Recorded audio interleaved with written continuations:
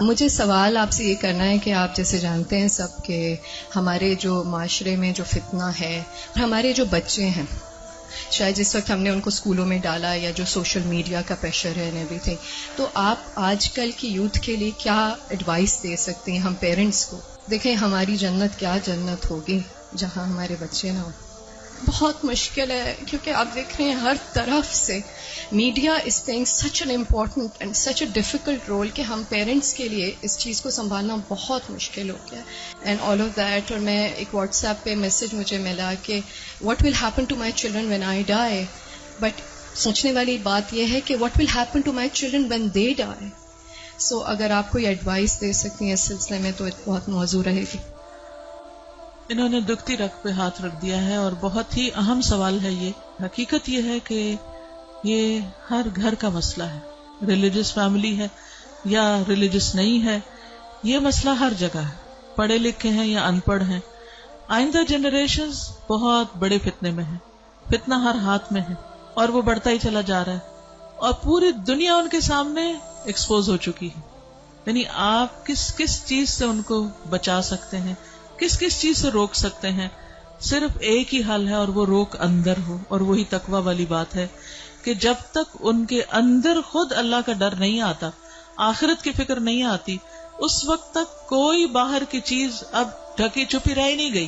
آپ سو رہے ہیں، آپ کو نہیں پتا آپ کے بچے اپنے رضائی کے اندر کیا دیکھ رہے ہیں، کیا کر رہے ہیں، کیا سن رہے ہیں، کہ کانوں کے اندر کچھ لگا ہوا ہے، کچھ دیکھ رہے ہیں۔ اور پہلے تو کہیں کسی خالی جگہ پہ جا کے چھپنے کی ضرورت تھی، تو اب تو گھر کے اندر بھی ہر جگہ چھپنے کی جگہ ہے، کیونکہ جس اسکرین پر وہ سب کچھ دیکھ رہے ہیں وہ ان کے ہاتھوں کے اندر آ چکی۔ اس کے لیے جو پرسنل میرا ایکسپیرینس ہے وہ دو چیزیں، ایک تو یہ کہ ہم اسکولوں سے تو جو اسکول ہیں انہی میں ہی جائیں گے، اور جو باہر معاشرہ ہے اور جو کچھ ہو رہا ہے وہ سب وہ کریں گے، اس سے کاٹ تو نہیں سکتے۔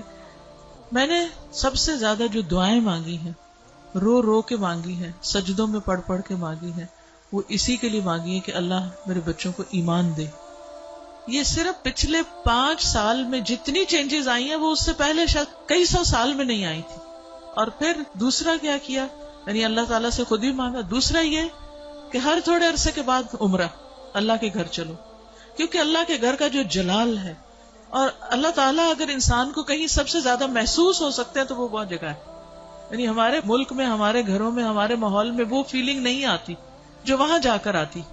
تو الحمدللہ ان عمروں نے، اللہ کے گھر کی زیارت نے دل کے اندر تھوڑی سی جگہ بنائی اللہ کو پہچاننے کی، کیونکہ جب تک اللہ کو بچے پہچانتے نہیں، اس کی عظمت کو محسوس نہیں کرتے، وہ اللہ سے ڈر نہیں سکتے، تو وہ تقویٰ نہیں آتا دل میں۔ تو اس سے یہ ہے کہ وہ ایسی جگہ ہے جہاں اللہ ماشاءاللہ سب کو جا کر یقین ضرور آتا کہ کوئی ہے ایک جس نے یہ سب کچھ بنایا۔ پھر اس کے بعد یہ ہے کہ قرآن کا علم، میں نے سب سے زیادہ تکلیف دہ مرحلہ گزارا کہ جب میں نے اپنے بیٹے کو قرآن پڑھایا، تو پھر میں نے یہ ٹھان لی کہ کچھ بھی ہو مجھے اس کو پڑھانا ہے۔ وہ ایج ایسی تھی کہ جس میں کچھ نہ کچھ وہ سننے کے قابل تھا، ورنہ وہ ایج بھی گزر جاتی ہے تو پھر بچے وہ اتنا بھی نہیں سنتے۔ اور میں نے اپنی ساری مصروفیات کو سیکنڈری کر کے، حالانکہ میں انتہا درجے کی مصروف، گھر کی بھی ذمہ داریاں، باہر کی بھی، لیکن میں نے اس کو اپنی پرائرٹی نمبر 1 سمجھا کہ یہی بات جنہوں نے کی ہے کہ جب وہ مر جائیں گے تو پھر ان کا کیا بنے گا، یعنی ہمارے مرنے کے بعد تو جو ہوگا سو ہوگا، ان کے مرنے کے بعد ان کی قبروں کا کیا حال ہوگا اور ان کی آخرت کا کیا ہوگا۔ تو اللہ سبحانہ وتعالیٰ نے قرآن مجید میں فرمایا قوا انفسکم واہلیکم نارا، اپنے آپ کو اور اپنے گھر والوں کو آگ سے بچاؤ۔ ایمان والوں کو خطاب ہے کہ اے ایمان والوں اپنے بچوں کو آگ سے بچاؤ۔ تو پھر میں نے اس کے ٹائم کے مطابق جب اس کا موڈ بنے، لیکن روز کی شرط رکھی تھی کہ ہر روز پڑھیں گے تھوڑا تھوڑا، 2 آیتیں 4 آیتیں، 1 رکوع 2 رکوع 1 رب، اور اس طرح کر کر کے میں نے پورا قرآن اس کے ساتھ پڑھا کہ مجھ سے نہیں ڈرے، اللہ سے ڈرے، میری خاطر نماز نہیں پڑھے، اللہ کی خاطر پڑھے، میری وجہ سے کچھ مت چھپائے جو دیکھ رہا ہے، اللہ سے ڈر کے چھپائے۔ تو یہ کسی حد تک فائدہ مند ہوا۔ یہی ماؤں سے کہوں گی کہ ساری مصروفیات اپنی جگہ ہیں، لیکن بچے آپ کی پرائرٹی نمبر 1 ہونے چاہیے۔ ان کے لیے کھپ جائیں دعائیں مانگ مانگ کے بھی، اور اس کے ساتھ ساتھ ایک دفعہ کم از کم قرآن سے ضرور گزر جائیں، کیونکہ جب وہ قرآن سے گزر جائیں گے پھر ایٹ لیسٹ آپ کی رسپانسبلٹی نہیں رہے گی۔ اللہ ان کی سب خیر کرے، لیکن اگر خدا نہ خواستہ ان کے اندر کوئی بگاڑ آتا تو آپ کی پکڑ نہیں ہوگی، لیکن اگر آپ نے کوشش نہیں کی، محنت نہیں کی، تو آپ کی بھی ساتھ پکڑ ہے۔ صرف آپ کی نمازیں پھر کام نہیں آئیں گی. تو اس لیے ہم میں سے ہر ماں کو سنجیدہ ہونے کی ضرورت ہے.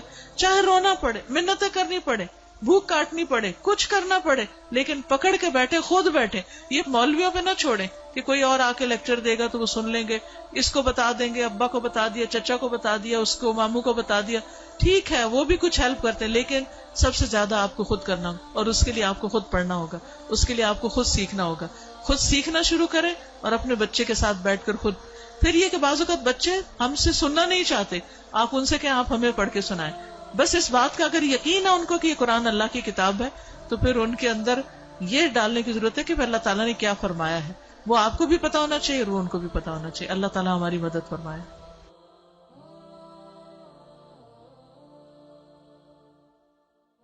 ربنا هب لنا من ازواجنا وذرياتنا قرة اعين واجعلنا للمتقين اماما.